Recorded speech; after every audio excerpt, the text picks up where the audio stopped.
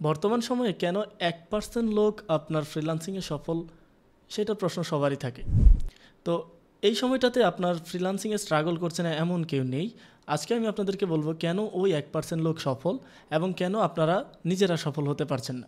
ঠিক আছে, কিছু কিছু কারণ বলবো, যেই কারণগুলো আপনারা মাথায় রাখলে আপনারা নিজেরা ওই 1%-এর ভিতর আসতে পারবেন। তো সর্বপ্রথম হচ্ছে, একজন ফ্রিল্যান্সার যদি তার ফ্রিল্যান্সিং ক্যারিয়ারটাকে আপনার বিজনেসের মতো ট্রিট করে, তাহলে আপনি এখানে একটা কিছু ভালো কিছু করতে পারেন। বিজনেসের মতো ট্রিট বলতে এখানে আপনাকে অবশ্যই আপনার একটা পার্সোনাল ব্র্যান্ড বানাতে হবে। আপনার নিজেকে একজন ব্র্যান্ড হিসেবে বানাতে হবে, যাতে আপনাকে মানুষ চিনতে পারে। ঠিক আছে, দেন হচ্ছে আপনাকে যে কোনো মার্কেটিং করেন বা যে কোনো কাজ করেন, যে কোনো জিনিস করেন, আপনার নিজেকে পার্সোনাল ব্র্যান্ড বানাতে ওইটার জন্য একটা ছোটোখাটো একটা ইনভেস্টও লাগবে। কেন ইনভেস্ট? আপনার অবশ্যই যদি ফ্রিল্যান্সিংয়ে আসেন, আপনার এখানে আপনার নিজের পার্সোনাল ব্র্যান্ড তৈরি করতে একটা মাইক্রোফোন অবশ্যই লাগে। কেন? আপনি নিজে যখন আপনার নিজেকে আরও এক্সপোজ করতে চান, তখন অবশ্যই কিন্তু আপনাকে ভয়েস ওভার দিতে হয়। তো এরকম আপনার একটা ইলেকট্রিক যে ডিভাইসগুলো, এগুলোকে আপনাকে এক্সপান্ড করতে হবে।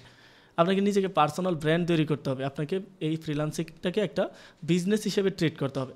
অবশ্যই ক্লায়েন্টের সাথে একটা ভালো রিলেশনশিপ বানাতে হবে। অনলাইনে যারা আপনারা কাজ করেন, তাদের যেই একটা ক্লায়েন্ট থাকে, ওই ক্লায়েন্টটাকে আপনারা ভালোভাবে রাখতে পারেন না। এই ক্লায়েন্টটাকে যদি আপনারা মনে রাখবেন, জীবনের প্রথম ক্লায়েন্ট পাওয়া এটা খুবই একটা গুরুত্বপূর্ণ বিষয়, এবং সেটার সাথে যদি আপনি ভালোভাবে রিলেশন বিল্ড আপ করে কাজ করতে পারেন, তাহলে কিন্তু আপনার জন্য এটা একটা ক্লায়েন্টই যথেষ্ট। তখন আপনাকে নিজে বলতে পারবেন যে ওই 1% লোকের ভিতর আপনি আছেন। ঠিক আছে, দেন হচ্ছে আপনাকে হাই ভ্যালু স্কিলে কাজ করতে হবে। বর্তমান সময়ে অনেকে আছে আপনার লং টার্ম কাজ করার জন্য অনেক হাই ভ্যালু স্কিল খুঁজে নেয়।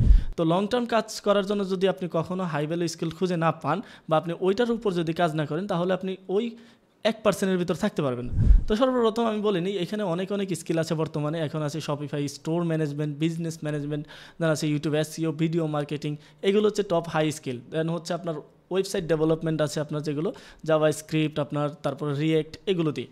ঠিক আছে, বর্তমানে আপনি বলতে পারেন যে সিএমএস, তারপর অন্যান্য যেই সেক্টরগুলো আছে সেগুলো দিয়ে কেউ ওয়েবসাইট ডেভেলপমেন্ট করা যাবে না, যাবে, কিন্তু আপনার আরও ভালো আপনাকে স্কিল হতে হবে, যেটার ভ্যালু কখনো কমে না যায়। ঠিক আছে, দেন হচ্ছে আপনি এখান থেকে এখন বর্তমানে ফেসবুক অ্যাডস অপটিমাইজেশন, এইটা খুবই ভালো চলে। এটা আপনার শুরু থেকে চলে আসতেছিল, এখনও খুব ভালো চলতেছে। তো এই হাই ভ্যালু স্কিলগুলোতে আপনাকে কাজ করতে হবে। দেন হচ্ছে তারা আপনার যে ওই 1% লোক আপনার অবশ্যই ক্লায়েন্ট কমিউনিকেশনে খুবই দক্ষ। আপনাকে অবশ্যই আপনি ক্লায়েন্ট কমিউনিকেশন কীভাবে করতে পারেন, আপনার ইংরেজিতে কীভাবে আপনি দক্ষতা অনুযায়ী তাকে রিপ্লাই করতে পারেন, তার সাথে কথা বলতে পারেন, সেটা আপনাকে অবশ্যই বিল্ড আপ করতে হবে। তো সেক্ষেত্রে আপনাকে ক্লায়েন্ট কমিউনিকেশনেও জোর দিতে হবে। দেন হচ্ছে আপনাকে অবশ্যই প্রবলেম সলভার হতে হবে। আপনি যে একটা কাজ নিলেন, নেওয়ার পর শুধুমাত্র কাজগুলো করে তাকে দিয়ে দিলেন, তা না। আপনাকে অবশ্যই তার কাজগুলো করার সময় যেই প্রবলেমগুলো ফেস করতেছেন, সেই প্রবলেমগুলো আপনাকে নিজেকে সমাধান করতে হবে। অনেকে আছে যারা আপনার কোথাও থেকে কাজ শিখে তারা কি করে, আপনার কোনো একটা প্রবলেমে পড়লে একটা কাজ পেয়ে যায়, কাজ পাওয়ার পর কোনো একটা প্রবলেমে পড়লে তারা ওই যেখান থেকে কাজ শিখেছে তাদের সাপোর্ট টিমকে দিয়ে ওইটা সলভ করে নেয়, নিজে সলভ করেন না। যখন নিজে সলভ করতে পারবেন না, তখনই আপনি নিজে একজন বলতে পারেন যে ভালো একজন ফ্রিল্যান্সারের কাতারে পড়বেন না। তো অবশ্যই আপনাকে নিজে প্রবলেম সলভার হতে হবে, শুধু টাস্ক ডুয়ার্স হলে চলবে না। দেন হচ্ছে আপনাকে অবশ্যই একটা স্পেসিফিক নিশের উপর যেতে হবে। আমি আগেও বলেছিলাম আগের ভিডিওতে, যে যারা স্পেসিফিক নিশ সিলেক্ট করতে পারে না, তারা কখনোই জীবনে সফল হতে পারে না। আপনি যে কোনো ফ্রিল্যান্সিং সেক্টরে কাজ করেন, আপনি যদি ওয়েবসাইট ডেভেলপমেন্টে কাজ করেন, আপনি যদি ডিজিটাল মার্কেটিংয়ের যে কোনো একটা স্কিলে কাজ করেন, অবশ্যই আপনাকে একটা নিশ সিলেক্ট করতে হবে। আপনি যদি ফ্যাশনে যান, ফ্যাশনে যেতে হবে। আপনি যদি ইলেকট্রিক ডিভাইসে যান, ইলেকট্রিক ডিভাইসে যেতে হবে। এরকম একটা নিশ আপনাকে স্পেসিফিক্যালি নিয়ে নিতে হবে। এই নিশের আন্ডারে যখন আপনি যাবেন, তখনই আপনি এখানে সফলতার দ্বারের কাছে যেতে পারবেন। দেন হচ্ছে একটা স্ট্রং পোর্টফোলিও আপনাকে বিল্ড করতে হবে। আপনি তো যখন নতুন অবস্থায় এখানে আসবেন, অন্যরা দেখবেন কীভাবে কাজ করে, অন্যরা কোন পোর্টফোলিওগুলো ইউজ করতেছে, সেই পোর্টফোলিওগুলো আপনি প্রথম অবস্থায় কাজে লাগান।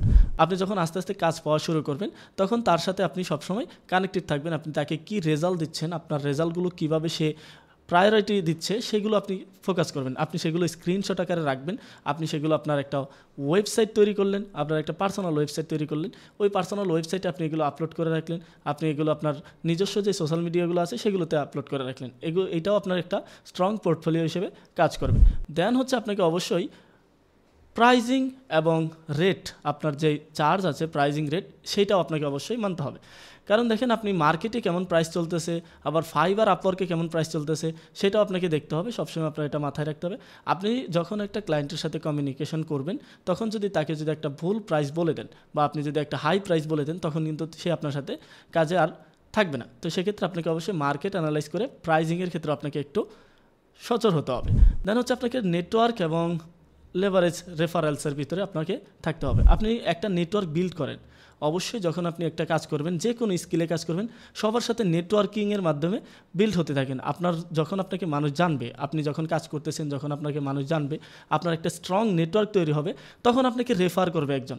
যখন আপনাকে মনে করেন আপনি একটা ক্লায়েন্টের সাথে কাজ করতেছেন, ওই ক্লায়েন্ট আপনার একটা ভালো ফিডব্যাক পেলো আপনার কাছ থেকে, তখন সে আরেকজনকে আপনাকে কী করবে, রেফার করবে। তো সেক্ষেত্রে কিন্তু রেফারেলের মাধ্যমে অনেক ক্লায়েন্ট পাওয়া যায়। আর যেই রেফারেলের যেই ক্লায়েন্টগুলো পাবেন, সেগুলো আপনার অবশ্যই পার্মানেন্ট হিসেবে কাজ করবে, কারণ সে আপনাকে আগে থেকেই ট্রাস্ট করবে। কেন ট্রাস্ট করবে? কারণ আপনি তাকে একজন, তার যে রেফারেল যে করেছে তাকে কাজ করে দিয়েছেন এবং আপনার তার উপর অনেকটা ট্রাস্ট হয়ে যাবে। ঠিক আছে।